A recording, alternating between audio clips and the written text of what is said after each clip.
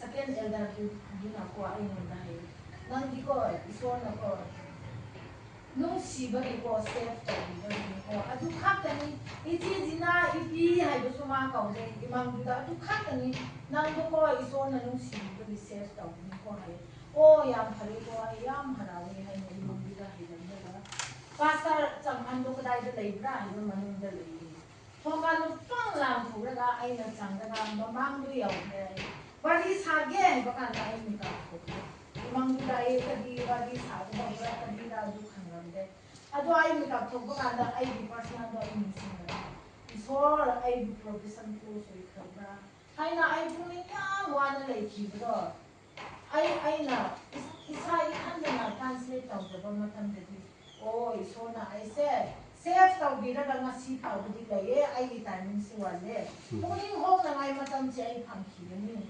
Ay buda ay nakanan ko. Ado kanta. First na do. Kuning chang na kay tawra ka di ay kusoy ka na pangani. Ado na. Ishorna. Masana tawba. Masana pangi. Sasrada ay kraba matungin na. Kanta. First na tawda ba koy na. Bordo yan na pangani ko. Tawdaba mi aduna han tharaga leibani adubo Ishorgi minung chidi ama khattani asina aduna aiga la kaya leira suna ko na pokire daga wahi ama ani khata apa yauraga ti ko na kunsi no kada season ba ngam na di Ishorda si daga khata ni